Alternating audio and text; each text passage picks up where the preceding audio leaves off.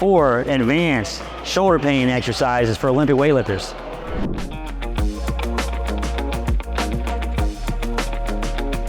So as clinicians that like to work with really fit people, I'm sure you've seen this before.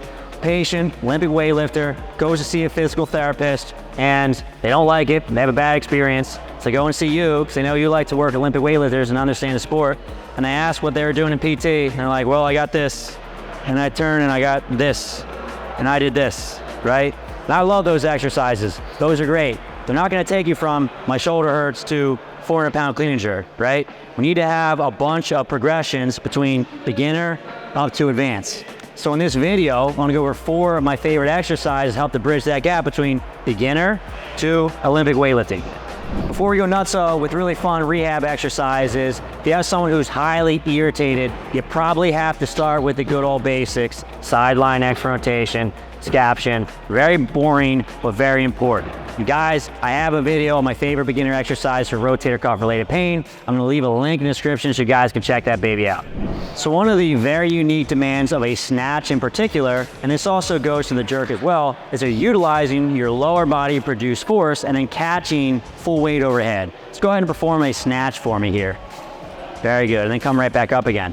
So as you can see, Mike was very quick, bringing the bar up with his lower body, catches it fully locked down. Now, for an elite level athlete, this could be 300 to 500 pounds, right? It could be very heavy. That'd be an enormous snatch if you had 500 pounds, right? But the case is, you go from the shoulder being unloaded to completely loaded. So it's very, very important to prepare this lockout position right here. And if you go into the very bottom of the snatch, go ahead and squat for me here.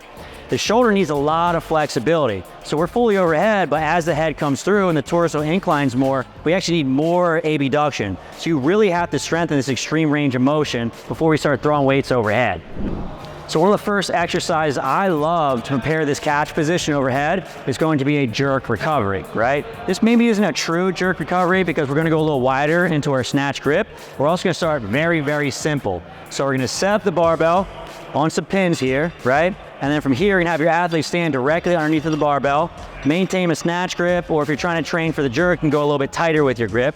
And from here, drop underneath of the bar, yep, lock out aggressively, and then stand up. Good, and then right back down to the starting place. Now, we can load this up quite a bit over the course of time to get to the point where we're handling weights that are similar to our prior, let's say, snatch max that we had back in the day. And it's a really easy way to load that position, which you know is extremely important. It's very safe. So if you feel like the shoulder doesn't feel good, we can just drop it very easily. It's very different than throwing a bunch of weight overhead, catching it and realizing, ooh, my shoulder doesn't feel good, I have to dump it now, right? So to go along with this video, I have a really nice guide for you today. It is the ultimate guide to getting out of shoulder pain.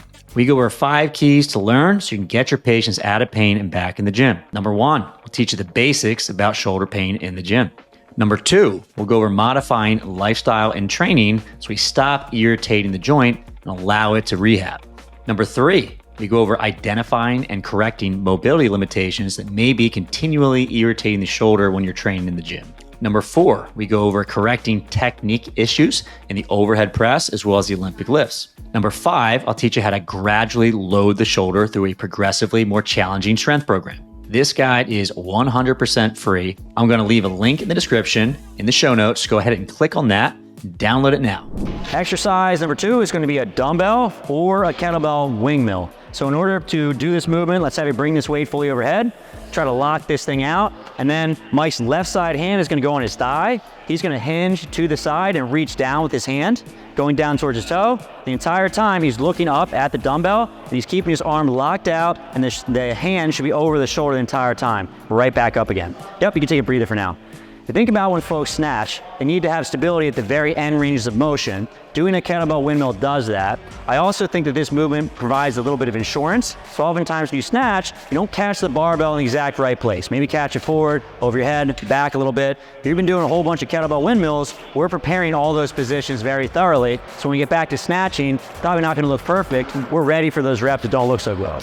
All right, so one aspect that people often miss with the windmill, let's have you go ahead and get set up in a position here. okay? And as you descend, you wanna make sure your eyes are looking up at the dumbbell, but at the very bottom, you wanna pause, eyes go down, hit the like button on the video, subscribe to the channel, come right back up again. Excellent job, Mike.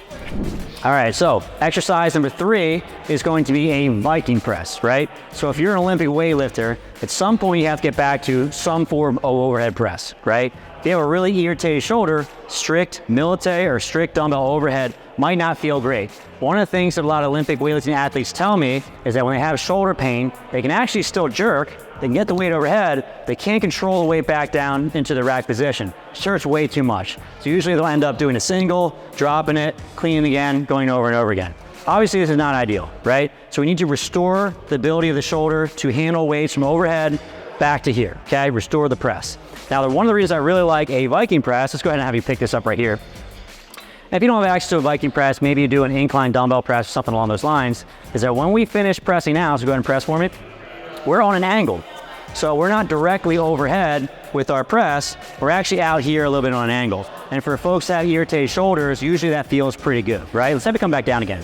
One of the reasons I really like, let's say, a Viking press over, let's say, an incline press, because you can get your legs involved a little bit. Give me a little bit of push press, dip and drive here.